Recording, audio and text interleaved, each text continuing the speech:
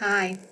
If you're like me, you have been listening to the news, you have been reading newspapers, you've been reading online accounts, and you see there's a lot of scary stuff going on in the world right now. And maybe like me, you've had some questions about what to do, how to react, what is your piece of the puzzle. And that's what I want to talk to you about today. My name is Diane Haworth. I'm a coach, a speaker, and an author.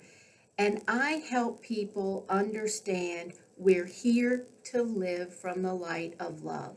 Now, when we're in the middle of a crisis, whether it's a health crisis, financial, some sort of military crisis, that seems like the last thing you want to do because you're already in panic mode. You're being driven by fear. What I'm here to tell you is this is exactly the time that we want to allow love to lead. Yes, we want to be smart. We want to listen to our leaders, but I want to remind you, you are the leader of your own life. It's you. We are going to pay attention to instructions that we're given. I'm not a doctor. I'm not a health professional. So absolutely, I want you to pay attention to guidelines that you're being given. And I want you to be smart in any crisis that we ever face, both personally or as a community, as a world. What I want to help you understand, though, is that you have a choice. You can react from fear or you can react from love. And I know sometimes that sounds easier said than done. So, exactly how do you react from love? Well, I have three suggestions for you. They're all easy. I will actually put links in the information above so that you have some resources. And again, this is my opinion. This is how I'm working with my clients and how I am helping people understand the most loving way, or at least a loving way, to deal with crisis. It's a way to bring consciousness to chaos. And I don't know about you, but I think we've got a lot of chaos right now. So what are the three things? First of all, whenever we're in fear or panic mode, it's like our head is just filled with all of those fear thoughts. Look at it this way. When you open your closet, and let's say you're looking for something like a red sweater, but you just have all this other stuff in there. You got this year's clothes and last year's clothes and clothes that don't fit and clothes that you bought that you think were going to fit. Everything's crammed into a small space. So it's hard to see the individual pieces, even if you're looking for something distinctive like a red sweater. Your mind is cluttered with all those extra pieces right now because in addition to fear, panic, everything else, you still are thinking about paying your bills and doing the laundry and what are you going to have for dinner tonight. Your life doesn't stop because we have some other sort of external issue that we're facing as a community. One of the best ways that I have ever found to clear that thinking, and actually to me it's like a brain reset, is meditation. Now, if you already meditate, fantastic. Do more meditation, do deeper meditation, do more frequent meditation. If meditation is new to you, it's not a scary thing. There are all kinds of apps now, free apps. There's guided meditations on YouTube and iTunes. You can Google meditation and find all kinds of wonderful resources. For people who are starting out, I love to recommend something called the Release Meditation. It's free on YouTube by Brendan Bouchard.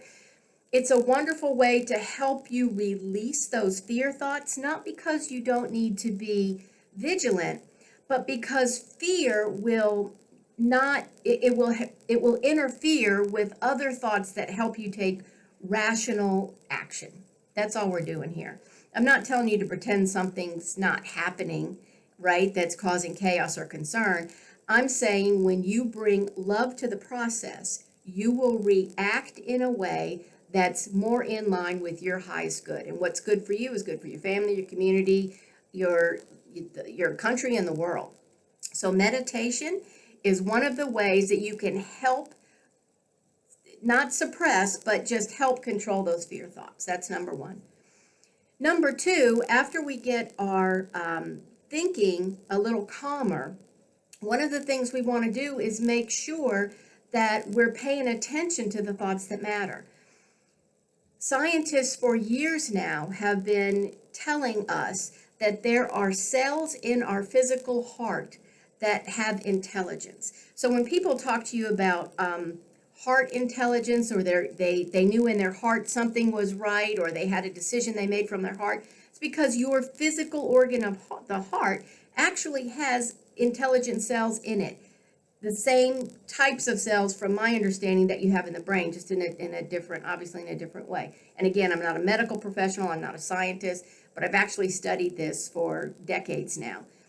There is a process called heart-brain coherence. And what it does is it helps calm those fear thoughts, and it helps you align your thinking. So it's like the intelligence that your heart is trying to give you anyway, and is sometimes overshadowed by our panic thoughts. When you are in heart-brain coherence, you're more easily able to follow the guidance of your heart. So think of it this way. Your heart is always giving you the absolute best guidance. To me, that's where your divine guidance comes from. Your brain, if it's in panic mode or worry mode or in overdrive with fear, it just can't hear it. Meditation helps with that, but this really simple process I'm going to show you also helps calm everything down, brings you in heart-brain coherence, so your brain can carry out the intelligence of your heart. There's a really wonderful video on YouTube by a scientist named Greg Braden. He's part of the Hay House family. I think he's brilliant.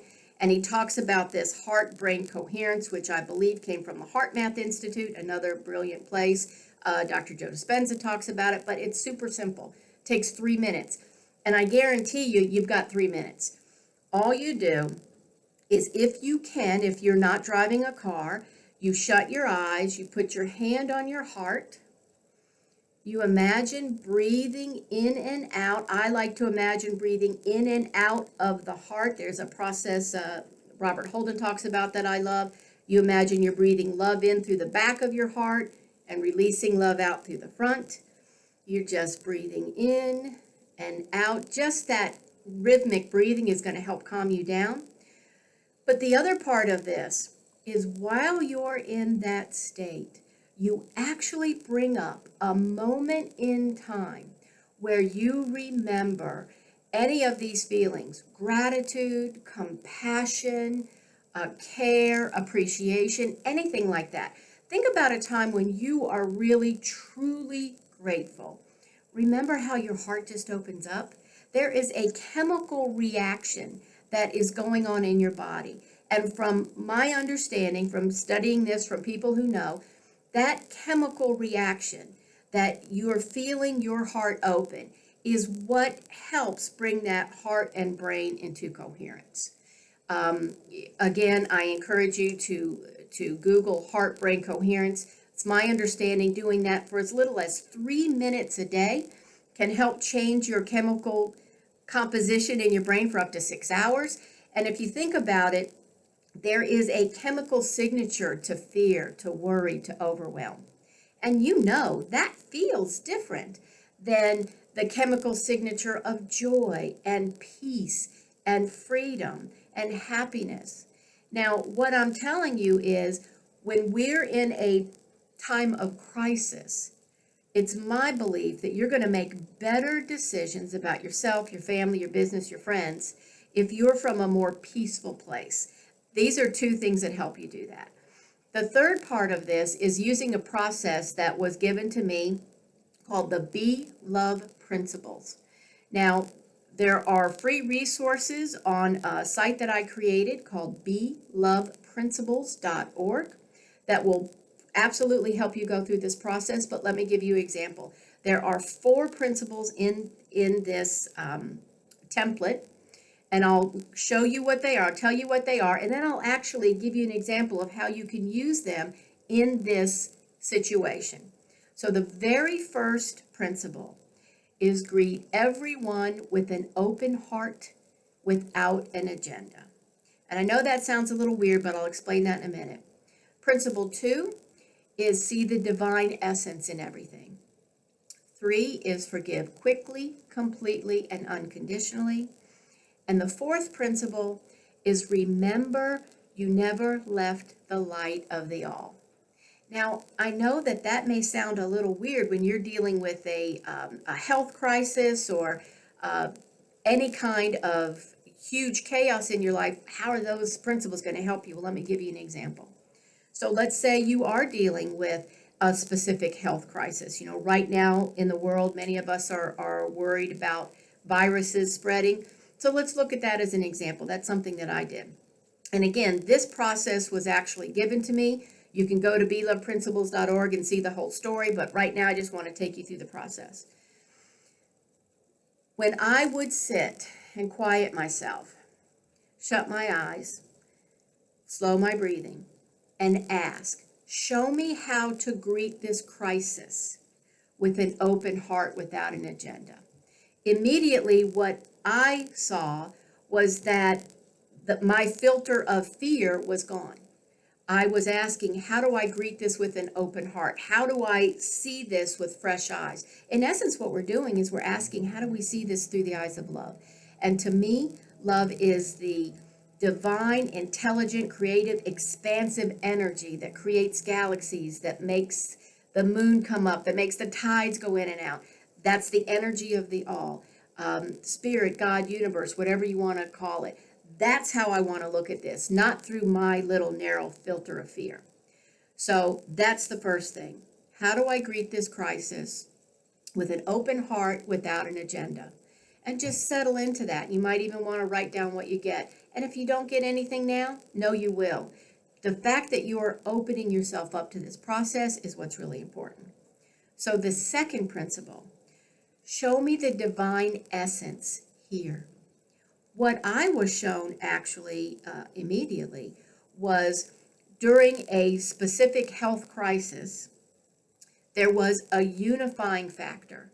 All of a sudden, people weren't identifying with political parties. They just were more unified. Now, I don't think in any way, shape, or form a crisis like this is divinely created to test us. That's just not the way I think it works. You might have your own opinion.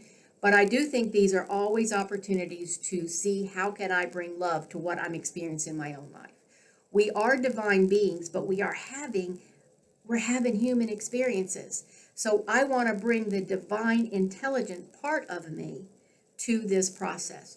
So when I saw that one of the things that's happening with a crisis is that there is this unifying factor, to me that was it was just more peaceful for me.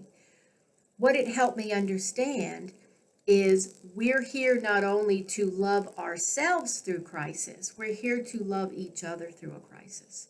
And this process helped me understand that. Now, the third principle may seem really weird in this particular context, but it's forgive quickly, completely, and unconditionally. Now, on first glance, you might think, well, I didn't have anything to do with creating a health crisis, so what is there to forgive? It's been my experience that if you are feeling upset, overwhelmed, resentful, there is something to forgive somehow, somewhere. And again, this was a part of a process that was given to me, and what I have been led to do is teach it in sequence. When I sat with this part specifically about forgiveness, what I realized is that there's a lot of people who have resentment toward who or whatever they think caused a health crisis. Some people are very resentful toward themselves, thinking, I should have taken better care of myself. Why wasn't I eating better? Why aren't I better prepared? Whatever it is, you search your own soul and ask, where's my forgiveness opportunity here?